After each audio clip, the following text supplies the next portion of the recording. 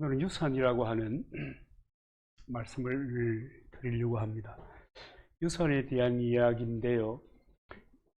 어떤 사람이 이제 친구에게 이런 말을 합니다. 3주 전에 아버지가 돌아가셨는데 유산을 30억이나 주셔서, 이야, 좋겠다. 2주 전에는 할아버지가 돌아가셨는데 유산을 20억 주셔서, 야, 대단하네. 그리고 지난주에 말이야, 할머니가 돌아가셨는데 10억 원의 유산을 내게 주셔서 정말 좋겠다. 그런데 기분이 정말 나빠.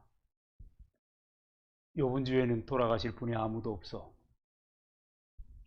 여러분이 유산이라고 하는 것, 무엇을 남길 것인가 라고 하는 것, 여러분 이것에 대해서 우리가 좀 많이 생각을 해 보아야 합니다. 그냥 살다가 그냥 시간과 함께 그냥 지나가 버리면 그러면 끝이 나는 것인가? 오늘 여기 제가 참 웃어야 될지 울어야 될지 모르는 그런 이야기 가운데 있는 것처럼, 이번 주에는 돌아가실 분이 없어. 아무도 안 죽었거든. 이런 정말 이 남겨줄 유산이 재물뿐이라고 하면, 재산뿐이라고 하면, 정말 이 대화에서 본 것과 같은 이런 어처구니 없는 일들이, 이런 이야기들이 계속 회자될 것입니다. 그래서 여러분, 우리는 어떤 삶을 살든지 누구든지 나는 어떻게 살 것인가, 그리고 나는 무엇을 남길 것인가 라고 하는 것을 염두에 두면서 살아야 될 것입니다. 결국 여러분, 이 무엇을 남길 것인가 하는 것은 내가 어떻게 살 것인가에 대한 이야기이기도 하거든요. 그렇잖아요. 내가 산 삶의 열매가 남는 거예요. 식물도 우리 키우지만 그 식물의 열매가 남는 거예요. 사과 덩치 크다고 해서 그 사과나무 좋아하나요? 열매가 반듯하게 열려야죠.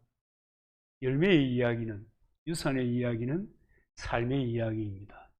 그래서 여러분, 우리가 어떤 삶을 살아야 될 것인가, 내가 어떤 삶을 선택해야 될 것인가 라고 하는 것을 늘 고민하고 기도하고 생각해 보아야 될 것입니다.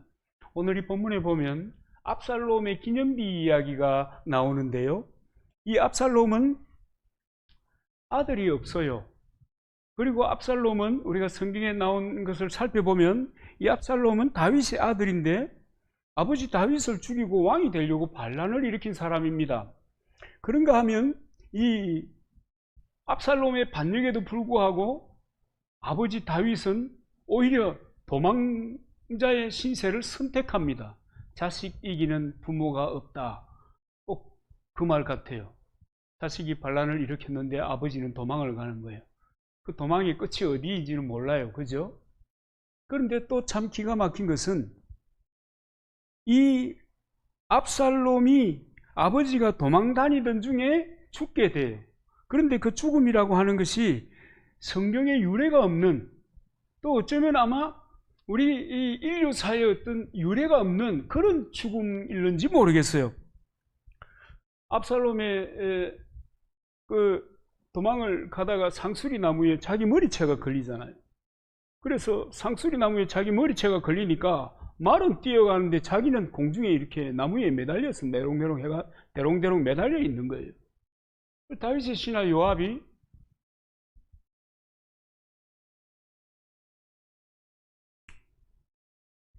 참 기가 막힌 일이죠. 속수무책으로 압살롬은 심장이 찔려서 죽었습니다. 그런데 이 압살롬이 아들이 없었어요. 그래서 자기가 죽으면 누가 내 무덤을 세워줄까 하는 그런 고민이 있었던 것 같습니다. 그리고 자기의 죽음을 미리 준비했습니다. 자기 비석을 자기가 미리 만들어 놓았습니다. 그 비석이 지금까지 남아있는데 예루살렘 겟세마네 동산에서 기드론 골짜기 쪽으로 조금 가면 압살롬의 묘지가 지금도 있습니다.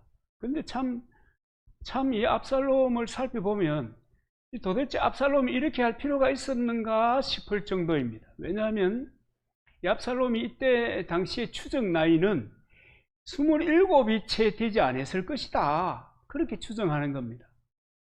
다윗이 이 골리앗을 죽일 때가 17 남짓이었거든요. 그리고 다윗이 30살이 되던 때에 왕으로 통치를 시작합니다. 그리고 그 통치를 시작한 그 즈음에 낳은 아들이 바로 이 압살롬입니다. 그런데 이 압살롬이 반란을 일으킬 즈음에 다윗의 나이는 57이거든요.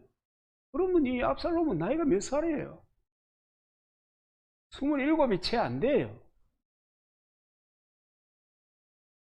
이 압살롬이 자기의 미래를 위하여 준비했다.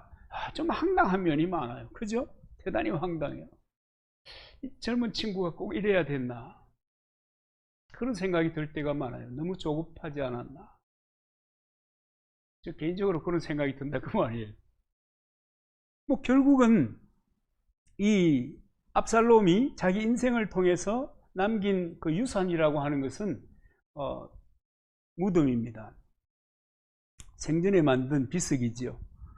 그 다음에 또 하나의 유산은 성군이었던 아버지를 몰아내고 왕이 되려고 했던 반역하는 자식입니다. 아들입니다. 그리고 세 번째는 상수리 나무에 머리가 걸려서 이상스럽게 죽었다고 하는 뭐 그런 이야기입니다. 온통 보면은 이 압살롬이 남긴 유산이라고 하는 것은 정말 참 어처구니도 없고 불명예스럽고 정말 참 기가 막힌 거예요. 그렇잖아요. 참 기가 막힌 거예요. 이런 것들을 압살롬이 남겼습니다. 그런데 현대는요, 현대를 살아가는 사람들을 이렇게 보면 현대를 살면서 삶의 지혜를 주고 정말 미래를 통찰하고 오늘을 살아갈 수 있는 그런 길을 이야기하는 사람들이 들어 있습니다만은, 그러나 대부분의 사람들은 무엇을 남길 것인가에 대하여 미리 예측해 보면 그 사람들이 어떻게 사는 것을 보면 남길 것이 예측이 되는 거잖아요. 꼭 3주 전에 아버지가 돌아가셨는데 30억을 남겼어. 이야, 좋겠다. 뭐 이런 이야기와 별 다를 바가 없을 것 같습니다. 미국이 왜 잘 사는 나라가 된지 여러분 아십니까? 미국은 성경적 가치를 가지고 있는 나라입니다. 그러니까 내게 주신 분복이 있다 이렇게 생각하는 거예요. 내게 주신 달란트가 있다 이렇게 생각하는 거예요. 그래서 하나님께서 주신 그 달란트에 만족하면서 자기 개발을 해 나가는 거예요. 그러니까 뭐 다른 사람 잘 산다고 나는 왜 이럴까 이렇게 생각하지도 않아요. 나는 그래서 내 있는 곳에서 내가 최선을 다해서 살면 되니까 말이죠. 또 하나님께서 내 삶 가운데 인도해 주실 것이니까 말이죠. 근데 가난한 나라의 사람들을 보면 대부분이 모든 것이, 자기의 삶의 모든 것이 물질에 올인되어 있는 것을 보게 됩니다. 여유가 없어요. 삶의 어떤 기쁨이나 행복이 무엇이냐 얘기하면 뭐 그런 것을 생각할 겨를도 없이 돈 하면서 살아가는 거예요. 결국은 남길 것이 무엇이겠습니까? 압살롬이 남긴 것이 황당했던 것처럼, 어처구니 없었던 것처럼 많은 사람들의 남길 것도 역시 어처구니가 없는 이런 것들이 되지 않을까, 그런 생각이 드는 것입니다. 우리는 예수 그리스도를 믿는 사람들입니다. 하나님의 사람들이요, 그리스도인이요, 하나님의 권속, 하나님의 영적인 가족입니다. 이런 우리의 삶에 모델이 되시는 분이 계십니다. 그분 바로 예수 그리스도입니다. 예수 그리스도는 우리의 삶의 모델일 뿐만 아니라 믿음의 모델이고, 또 무엇을 남겼는가 그럴 때 이 유산에 관하여도 충분히 우리의 모델입니다. 예수님은 무엇을 남겼을까요? 그리스도인의 삶의 결국은 무엇이 남아야 될까요? 우리의 가정의 소중한 자산은 무엇일까요? 여러분, 예수 그리스도가 남기신 유산을 살펴보면서 우리가 어떤 것을 남겨야 할 것인가? 우리가 어떤 것을 지금 지키면서, 만들면서, 세우면서 살아가야 될 것인가? 그런 고민을 이 시간에 좀 해보시기 바랍니다. 예수님께서 남기신 대단히 중요한 이 유산은 역사상 가장 놀라운 유산인데요. 그것은 바로 생명의 말씀의 유산입니다. 하나님의 말씀의 유산입니다. 마태복음, 마가복음, 누가복음, 요한복음에 예수님께서 남기신 말씀은 아주 단순한 말씀입니다. 너무 단순해요. 대학 교수가요, 학교에서 강의할 때 쓰는 단어의 총수는 한 2만 개 정도가 된대요. 그런데 사복음서를 여러분 이 단어, 특별한 단어를 몇 개씩 중복하면서 썼는가 이렇게 한번 살펴보시기를 바랍니다. 그것도 아마 재미있을 것 같아요. 500단어를 넘지 않아요. 미국에 가서 미국 사람들하고 말을 하려고 하면 뭐 수만 개의 단어가 필요한 게 아니에요. 얼마간의 단어만 하면 의사소통이 충분히 된다. 뭐 그런 얘기 우리 뭐 들었잖아요. 예수님께서도 이 500단어를 통해서 인류의 구원의 길이 되시고 천국과 지옥을 설명하시고 영의 세계의 모든 것을 다 말씀하셨습니다. 저는 현자들의 이야기 가운데 가장 많이 되새기는 것이 뭐냐면 소크라테스의 얘기예요. 네 꼬라지를 알아라. 너 자신을 알라. 이걸 저는 가장 많이 반복해서 되새기는 그런 그 명언인데요. 이게 아무리 제가 자주 반복하는 현자들의 명언이라고 하더라도 생명을 줄 수 없어요. 구원을 줄 수 없어요. 자신을 온전히 돌아보게도 할 수 없어요. 그럼 넌 왜 그 생각을 자꾸 하니? 주제 파악하려고. 처음처럼 살아가려고. 처음 먹었던 마음. 여러분, 성공한 사람들에게 있어서 몇 가지 특징이 있다 그러죠? 열정이 있고요. 인내심이 있고요. 그 중에 하나가요. 처음처럼 그 마음을 변치 않고 꾸준하게 계속 진행해 간다는 겁니다. 처음처럼. 그래서 저도 이 처음처럼 그 마음을 변치 않기 위해서 네 자신을 알라. 제가 대단히 좋아하는 말씀입니다. 그런데 생명을 주지는 못해요. 그러나 예수님 우리에게 생명을 주시는 말씀을 하셨습니다. 예수님은 영생에 대하여 최선의 말씀을 하시고 구원에 대한 최선의 길을 열어주셨습니다. 하나님이 세상을 이처럼 사랑하사 독생자를 주셨으니 이는 누구든지는 제가 넣은 말이죠. 그를 믿는 자마다 멸망치 않고 영생을 얻게 하려 하십니다. 이 말씀 때문에 수많은 사람들이 예수 그리스도를 구주로 영접하게 되고 이 말씀 때문에 수많은 사람들이 구원의 기쁨을 경험하게 되고 자기 인생의 노선이 바뀌는 거예요. 내가 추구하고 살았던 것, 내가 꿈꾸고 살았던 것, 내가 기대하고 살았던 그 모든 것들에 대한 방향이 수정되기 시작했던 것입니다. 그래서 수십억의 사람들이 예수 그리스도를 믿고 천국을 선물로 받고 영생을 선물로 받고 이 땅을 하나님의 성령의 인도를 받으면서 살아가게 되는 것입니다. 이 엄청난, 이 놀라운 말씀 우리에게 주신 분이 예수 그리스도이십니다. 가장 놀라운 말씀을 예수님은 유산으로 남겼습니다. 그리고 또 하나는요, 예수님만큼 정말 좋은 제도를 우리에게 남겨주신 분이 없습니다. 33년 그 짧은 생애를 지상에서 지냈음에도 불구하고 엄청난 유산을 우리에게 남겨주었습니다. 지구촌의 모든 그리스도인들이 행하는 예식이 뭐죠? 세례죠, 세례. 성만찬이죠. 그리고 예수님 때문에 교회라고 하는 하나님의 집에 하나님의 영적인 가족들이 모여서 예배하는 의식이 생겨나게 된 것입니다. 이 얼마나 경이롭고 놀라운 일입니까? 그런가 하면 주일 제도도 주님 만드시고요, 찬송도 주님이 남겨주신 것입니다. 예수님께서 겟세마네 동산에 올라가는 그 마지막 그 기도하러 가실 때 찬송하면서 올라갔거든요. 그 장면을 보고 수많은 사람들이 찬송을 작곡하고 작사하기 시작했습니다. 참 놀라운 일이잖아요. 그냥 그렇게 생겨난 것은 아무것도 없습니다. 누군가가 좋은 것을 남겨주었기 때문에 그 후 사람들이 그 좋은 것을 가지고 더 좋은 인생에, 한 번밖에 없는 인생의 행복을 추구하면서 살아가게 된 것입니다.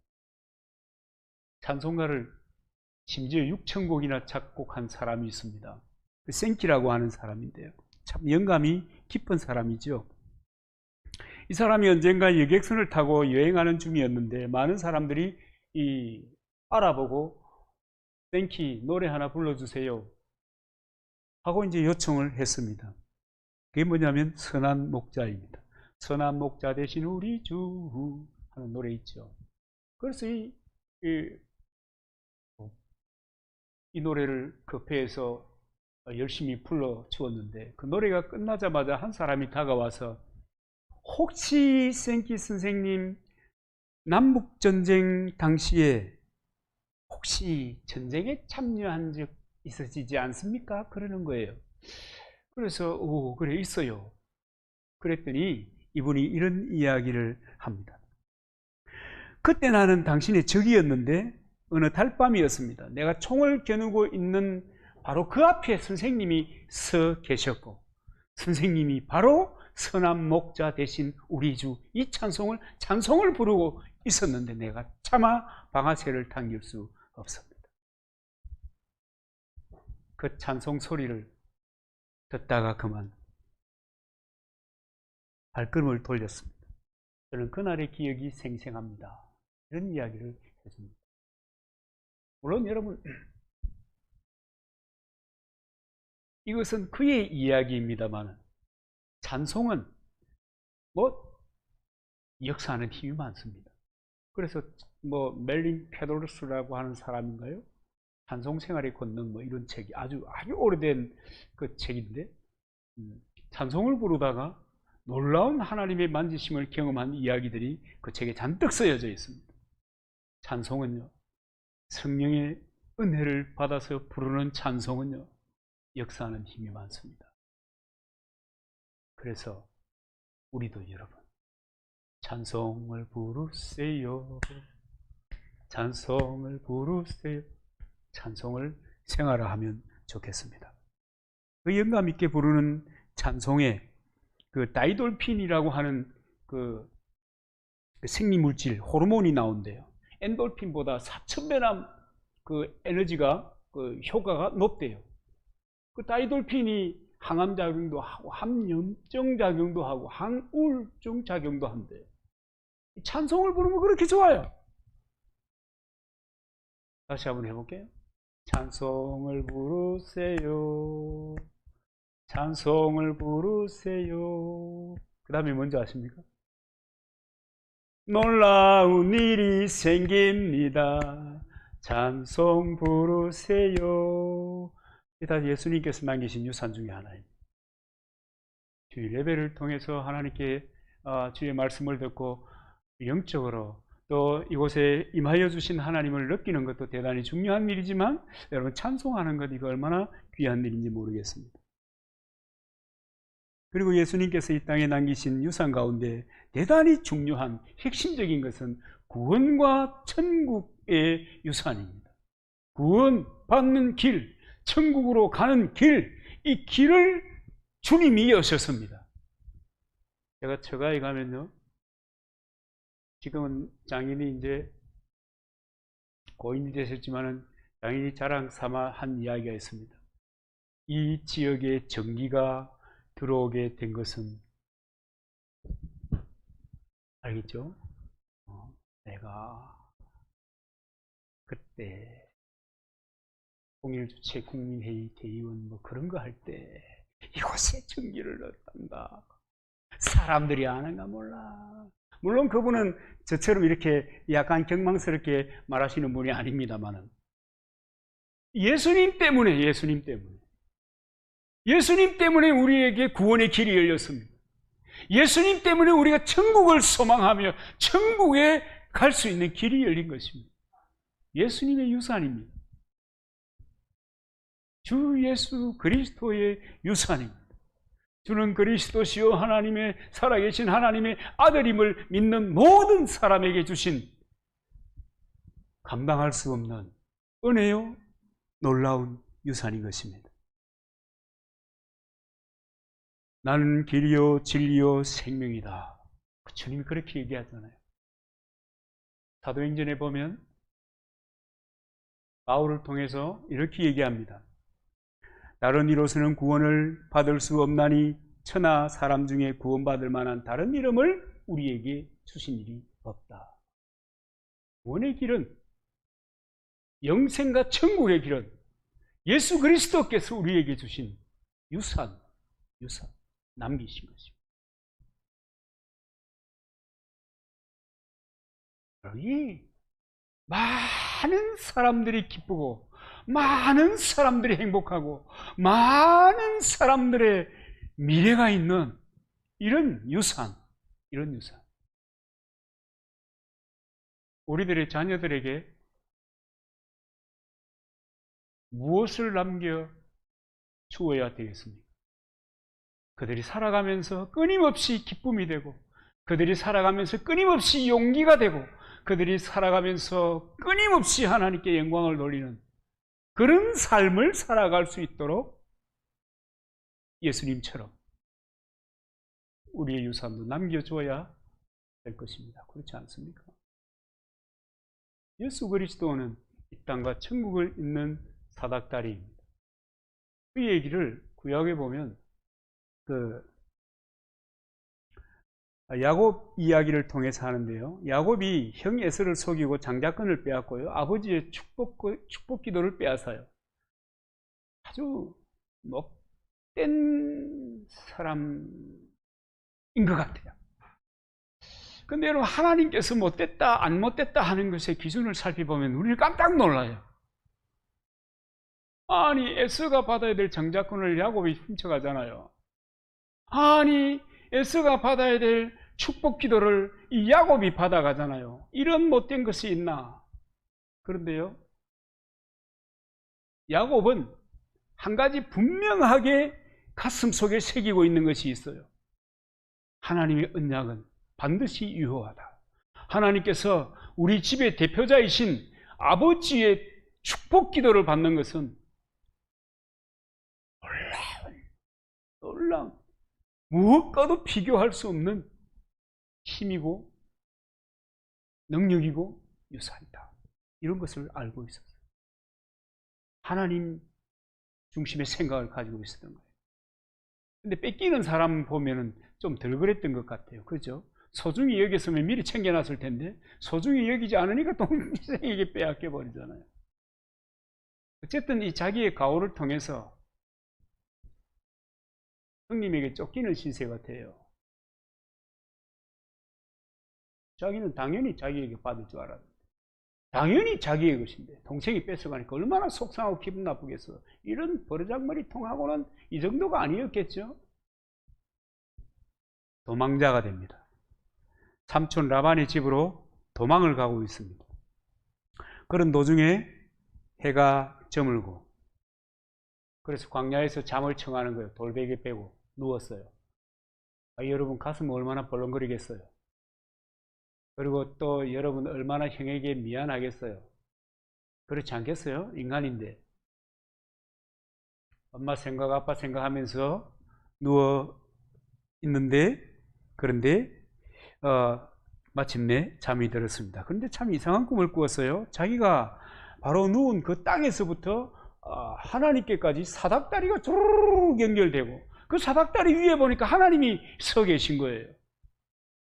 이 놀라운 것을 경험하게 됩니다. 그리고 하나님의 음성이 들리기 시작합니다. 창세기 28장 13절 이후입니다. 나는 여호와니 너의 조부 아브라함의 하나님이요 이삭의 하나님이라. 내 누운 땅을 내가 너와 내 자손에게 주리니 내 자손이 땅에 티끌같이 되어서 동서남북에 편만할지며 땅의 모든 족속이 너와 내 민족을 인하여 복을 얻으리라. 내가 너와 함께 있어 내가 어디로 가든지 너를 지키며 너를 이끌어 이 땅으로 돌아오게 할지라. 내가 내게 허락한 것을 다 이루기까지는 너를 떠나지 아니하리라. 하나님께서 기뻐 여기시는 것은, 하나님께서 선히 보시는 것은, 하나님께서 귀하다고 여기시는 것은 하나님의 언약에 얼마나 충실하냐, 하나님께서 선포하신 그 말씀에 대하여 내가 어떤 태도를 가지느냐 하는 여기에 방점을 찍고 그 사람에게 역사하시는 것, 이런 것을 볼 수 있지 않습니까? 우리가 생각할 때는 야곱이 이게 인간이 어떻게 이럴 수 있어 싶은데 하나님의 말씀에 특심한 것, 하나님의 언약에 특심한 것, 이것 때문에 하나님이 이 엄청난 어마어마한 약속을 하시는 것입니다. 내가 너에게 허락한 것을 다 이루기까지 내가 너를 떠나지 아니하리라. 아멘. 우리에게도 마찬가지입니다. 이 놀라운 일이잖아. 여기에 나타난 땅과 하나님을 연결하는 사닥다리가 바로 사람과 하나님을 이어주는 예수 그리스도 그분이십니다. 예수님 얘기를 지금 하고 계신 것입니다. 이 야곱의 사닥다리에 대한 예수님의 해석이 요한복음 1장 51절에 기록이 되어 있는데, 진실로 진실로 너희에게 이르노니 하늘이 열리고 하나님의 사자들이 인자 위에 오르락 내리락 하는 것을 보리라. 창세기에는 사닥다리 위로 천사들이 이렇게 다녔는데, 그죠? 사닥다리 위로 천사들이, 이 예수님께서 해석해 주신 이 본문에 보면 인자 위에 누가요? 인자 위에 하나님의 사람들이, 예수 그리스도가 하나님께로 이끌어가는 유일한 다리, 유일한 길, 유일한 사닥다리라고 하는 것을 가르쳐 주시는 것입니다. 이 천국의 구원의 영생에 관한 길을 예수님께서 우리에게 주셨습니다. 정말 얼마나 놀라운 것인지 모릅니다.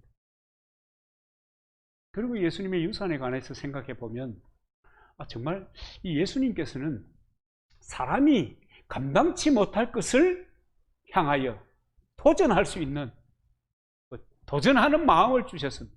그 용기를 주신 거예요. 여러분, 사람이요, 할 수 없는 것이 천천만청입니다.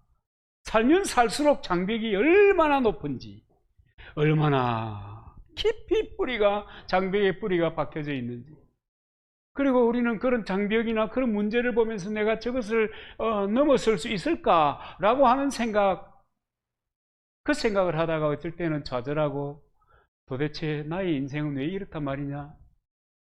도대체 부모는 무엇이며 내 조상은 무엇이냐? 그러면서 힘들 때마다 누구 욕해요? 조상 탓하잖아요.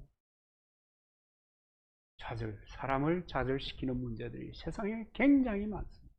아마 우리 젊은 친구들이 세상을 살면서 이런 좌절감을 아마 들어 맛보시게 될는지 모르겠습니다. 그런데 예수님께서는 이 도전, 사람이 할 수 없는 것을 할 수 있게 하는 그런 마음, 그 마음을 우리에게 주시고, 또 그 마음을 가지고 도전하는 사람에게 반드시 역사가 있을 것이다 라고 언약하여 주셨습니다. 할렐루야. 그래서 여러분, 우리는 작고 연약하고 부족하고, 또 뭐 날마다 우리 여러분들 대표기도 할 때마다 기도하는, 우리는 주님이 너를 안 씻어주면 예배도 제대로 드릴 수 없는 사람들이에요. 하나님 용서해 주세요.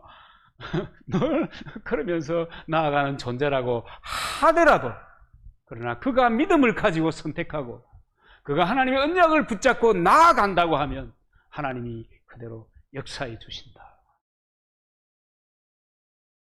믿음이 옵니까? 왜 우리를 그 하나님 말씀 왜 우리를 좌절시키는가 하면, 하나님의 때에, 그 하나님의 때라는 것은요, 우리가 준비되었을 때를 얘기하는 겁니다. 성경을 살펴보면 내가 준비되었을 때에 그 언약이 이루어지는 겁니다. 근데 나는 준비되지 않고 나는 아무 액션도 취하지 않으면서 그 꿈이 이루어지게 해주시옵소서 이렇게 얘기하면, 야야 기다리고 있다, 나도 해주고 싶어, 해주고 싶어. 주님의 마음입니다. 할 수 없는 것들을 예수님 의지하고 믿음으로 나아가면 엄청난 일들을 할 수 있습니다. 우리 뭐 노래만 그거 부르잖아요. 솔직히 말해서 돌아서면 다 주눅 들잖아요. 그런데 여러분, 믿음의 사람들은 마침내 그 주눅의 그 박스를 깨어버리고 나오는 겁니다. 노래, 여러분, 우리 그런 거 많이 불렀잖아요. 할 수 있다 하시니는 나의 생명, 맞나요? 주 하나님 주저 말라 하시고, 그러면서. 근데 이제 그런 모델들을 예수님께서는 많이 우리에게 보여주셨어요. 그러면서 너도 이와 같이 하라 이렇게 얘기하는 겁니다. 그럼 베드로는 어떤 사람입니까? 고기 잡던 사람이에요. 그 갈릴리 그 근처에 고기가 어느 시에 어느 곳에 이런 거에 대해서는 해박합니다. 세상살이의 전문가입니다. 다른 사람들이 그를 고기잡이에 관련하여는 무시하지 못해요. 그 고기잡이입니다. 그런 그가 성전에 기도하러 올라가다가 구걸하는 사람을 만나잖아요. 정말 평범한 사람 베드로가 성전 올라가다가 성전 미문에 앉아서 구걸하는 안전뱅이를 보게 되는 거예요. 이미 예수님을 따라 나섰으니까 주머니가 별로 그렇게 튼튼하지 못해요. 그래서 뭐라고 얘기해요? 은과 금은 내게 없지만 나사렛 예수 이름으로 내가 네게 명하노니 일어나 걸어라! 벌떡 땡기니까 그냥 그 사람이 일어나서 걷는 거예요. 이런 역사가 지금도 있습니다. 베드로에게 있었던 그 역사, 베드로는 도무지 할 수 없는, 인생은 할 수 없는 일이지만 베드로가 예수 그리스도의 이름을 신뢰하며 선포했을 때 놀라운 일이 일어나는 것입니다. 예수 이름으로, 예수 이름으로. 그리고 예수님이 말씀하시지 않습니까? 너희가 나를 택한 것이 아니요 내가 너를 택하여 세웠나니 이는 너희로 가서 과실을 맺게 하고 또 너희 과실이 항상 있게 하여 내 이름으로 아버지께 구하며 무엇이든지 다 받게 하려 함이라. 우리가 주를 택했으면 구한다고 해서 들어주겠습니까? 주께서 우리를 택하셨다. 언약을 통해. 그러니 기도하면 믿으라, 의심하지 말라.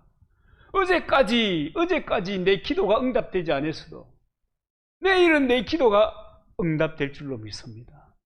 이런 믿음을 가지고, 반드시 응답된다는 믿음을 가지고 우리의 믿음의 삶을 살아가야 되는 것입니다. 오늘까지는 보잘것없어도, 오늘까지는 왜 하나님께서 침묵하시는가? 왜 하나님께서 아직도 침묵하시는가?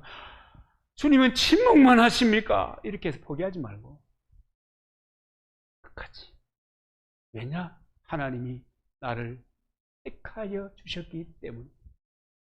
하나님이 나를 택하여 주셨기 때문에 그분이 내 기도에 응답하여 주시는 줄로 믿습니다. 그리고 또 주님이 약속하시지 않습니까? 요한복음 15장 6절, 조금 전에 말씀이고 마태복음 19장 26절에 보면 사람으로는 할 수 없으되 하나님으로서는 그렇지 아니하니 하나님으로서는 다 하실 수 있느니라. 이 바보 같은 소리를 왜 하십니까? 예수님이. 하나님은 다 하실 수 있죠. 너는 못하지. 그 얘기하는 겁니까? 그렇기 때문에 내 이름을 의지하여 하나님께 구해라. 나는 할 수 없지만 우리가 할 수 있는 게 몇 개나 있어요? 여러분 할 수 있는 게 몇 개나 있어요? 사람들이 저보고 재주가 참 많다 하잖아요. 뭐 할 수 있는 게 몇 개 없어요. 할 수 있는 게 몇 개 없어요. 제가 어제 저녁에 손꼽아 봤다니까요. 제가 이 설교를 위해서 내가 뭘 할 수 있나. 전기불 교체할 수 있습니다. 전기불 선 달아낼 수 있습니다. 요즘은 꼭 공부를 해가지고요. 삽목을 해가지고요. 한 90개 정도의 화분을 만들었습니다. 그 정도 할 수 있습니다. 그다음 몸으로 떼우는 거 조금 할 수 있습니다. 이제는 몸으로 떼우는 것은 힘들어서 몸이 그것을 받쳐주지 못해서 어려움이 많습니다. 할 수 있는 게 손꼽아 보니까 10개도 잘 안 되는 것 같아요. 여러분, 우리가 할 수 있는 게 뭔가, 인생에 할 수 있는 것이 무엇입니까? 사람은 장벽 앞에 날마다 살아갑니다. 이 장벽 앞에서 살아가는 거예요. 장벽 앞에서 살아가기 때문에 거의 대부분의 사람들은 자포자기하고 삽니다. 거의 대부분의 사람들은 있는 대로 그냥 살다가 가지 뭐 이러면서 포기하고 삽니다. 거의 대부분의 사람들은 포기합니다. 그 현장에 그런 삶의 터에서 예수 그리스도가 말씀하십니다. 도전하라. 사람은 할 수 없어도 하나님은 다 하실 수 있다. 내 이름으로 기도하며 행동해라. 무너지지 않는 성은 없다. 아멘입니까? 우리 어린 친구들, 젊은 친구들 이런 생각을 가지고 여러분의 인생을, 여러분의 일생을 만들어가 보시기를 바랍니다.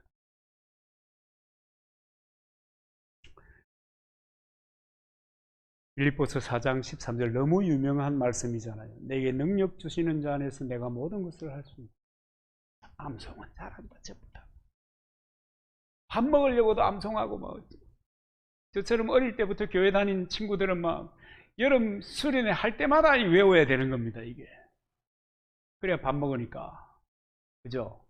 배식하기 전에 물어보잖아요. 암송 실시 이런. 믿으셔야 합니다. 그 믿음이라고 하는 것은요, 행동하기 때문에 나타나는 겁니다. 내가 믿음의 삶을 살지 않으면, 그 믿음을 가지고 헌신하지 않으면 그것은 아무런 의미가 없습니다. 행동하기 때문에 믿음은 드러나고, 행동하기 때문에 믿음은 열매를 맺고 놀라운 하나님의 역사를 경험하게 되는 것입니다. 예수 이름으로 도전해서 이룩한 역사의 유산들이 얼마나 많은지 모릅니다. 그처럼 예수님께서는 할 수 없는 일을 해볼 수 있는 용기와 도전의 유산을 우리에게 주셨습니다. 오늘 여러분들은 한번 생각해 보시기 바랍니다. 우리는 생각해 봐야 돼요. 이 남녀노소를 막론하고 생각해 봐야 돼요. 나는 무엇을 유산으로 남겨줄 것인가? 무엇을 남겨줄 것인가? 저는 우리 집 아이들에게 어릴 때부터 얘기했습니다. 믿음과 건강의 유산을 남겨주겠노라. 다른 거는 다 몰라도 믿음과 건강의 유산을 내가 물려줄게. 어느 것 하나 제대로 되는, 그러니까 내 뜻대로 되는 것이 없습니다. 건강에 관한 신변잡기에 관해서 많은 지식을 가지고 있지만 정작 그것이 별로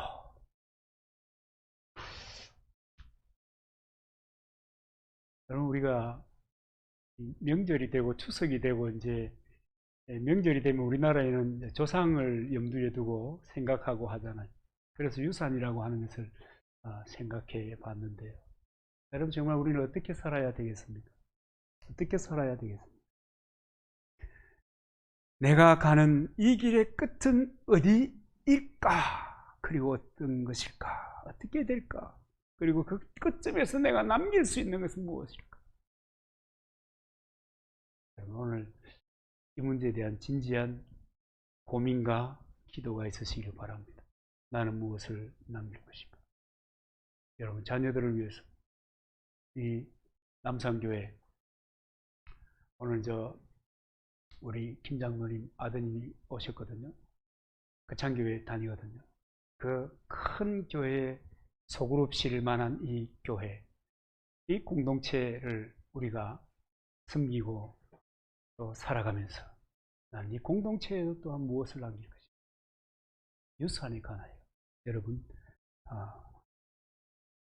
생각해 보시기 바랍니다. 마지막으로 묻겠습니다. 여러분 무엇을 남기시겠습니까?